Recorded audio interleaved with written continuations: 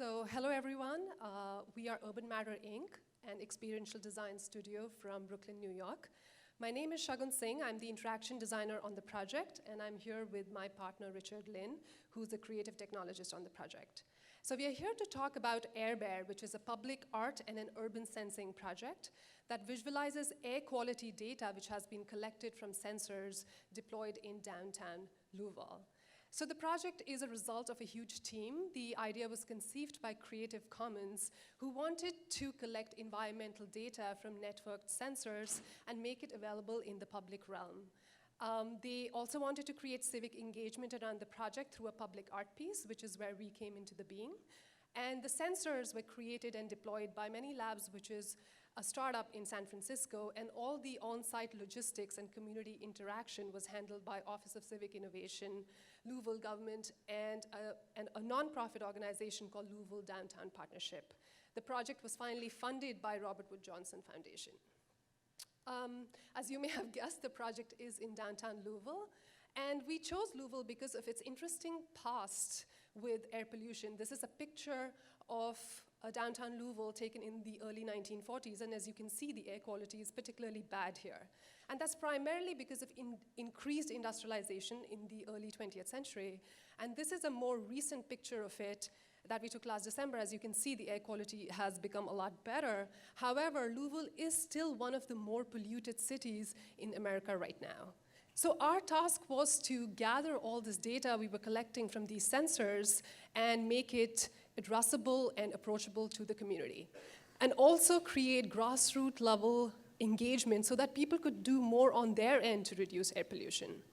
So we conducted community workshops and ideated, and the idea that we came up with was that this is the world as you see it, and this is the world as it actually is with all the particle pollution on it.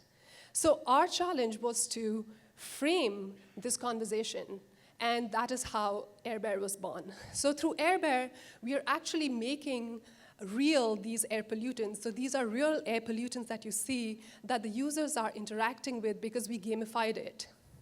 So the more air pollutants that you pop, the more information and tips you get around air pollution and things that you could do to reduce air pollution on your end. So even though Airbare is more of an awareness campaign and a public art project, it has a bigger impact. It's about data that is collected in the public realm, which can be used by scientists and citizens to create these innovative applications upon. For example, a developer could create an application which the citizens could use to look for a biking route or a walking route with less pollution. So these are some UX user interface flows, some physical design explorations we did for the project. The interesting thing is that the back of Airbare is also an ambient display. The colors of the LED actually correspond to the temperature data. So the project has been inherited from Creative Commons by the Institute of Healthy Air, Water, and Soil in Louisville. And the future of it is that it will be installed at different high schools within Louisville to create awareness around pollution amongst high schoolers. Thank you so much. Thank you. Thank you so much. And the questions will come after. Oh, not right now. Okay. Excellent. Thank you. Thank you. And one more round of applause for not only an amazing presentation, but also being the first. Oh, sorry. Oh, it's now. Okay, sorry. My bad. It's so hard to get good help these days. I apologize. Okay, we're just going to fire the MC. Okay, sorry about that. Welcome back. Hi. So are there any immediate kind of reflections? Daniel, you're nodding. You look like you have some thoughts. Also a question. I mean, what's your control or your reference when you were saying this is sort of out of the ordinary or this is a free radical floating in the air? What is EPA guidelines? What is your reference here? Mm-hmm.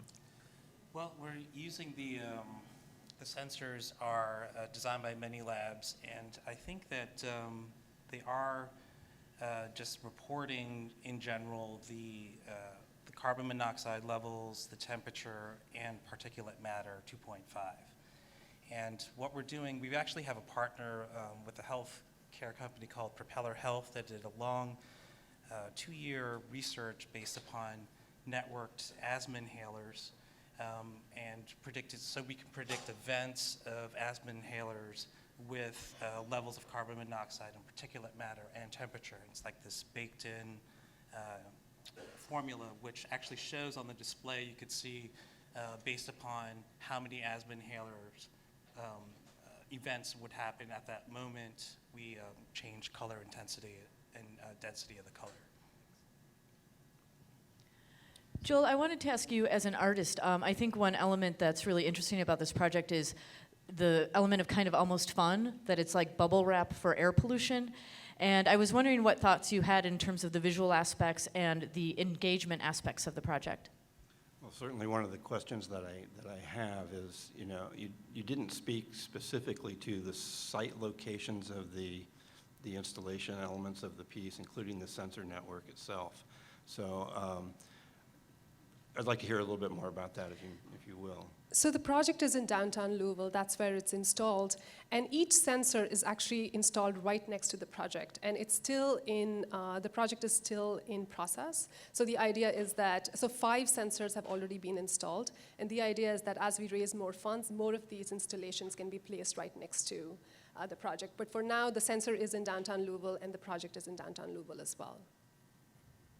Yeah, and it's located right by 4th Street Live, which is, if you know Louisville, it's like a major sort of public area with a lot of events for the Derby and whatnot, so a lot of people see it every day.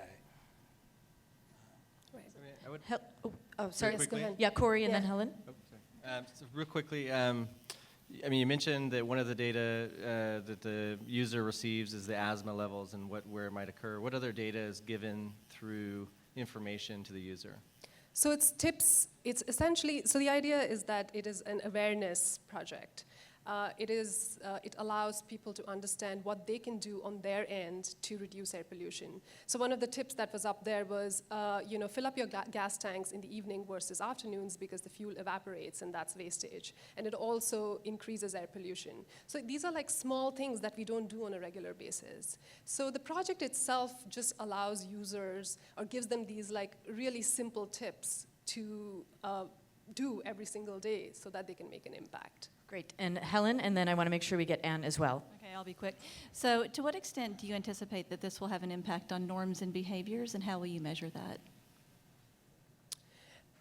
That's an interesting question. I mean, it's really difficult to get people to change their behaviors. And that's why I think it's an entertaining project. And we gamified it in order to get people involved. We are collecting analytics in the back end to see how many people used it, but we definitely don't have the data which far ahead, which lets us know that the pollution has decreased by this much. So the project was installed earlier this year, and we still don't know how much of an impact it's had. Great. And Anne. And is the information that you're providing people about the behavioral changes that they could make, is that focused just on me and you, or is it also talking about, the local power plant or the larger, much more infrastructural causes or, locations of freeways, which are harder to change via, my, incremental changes in my behavior? People can't do that, but do you share information about those things as well? And I'm sorry, we're out of time, so I'm going to have to, no, it's a great question, but we will have to leave that one to be contemplated or discussed later on in the event. So one more round of applause for our pitchers, our first ones. And thank you very much.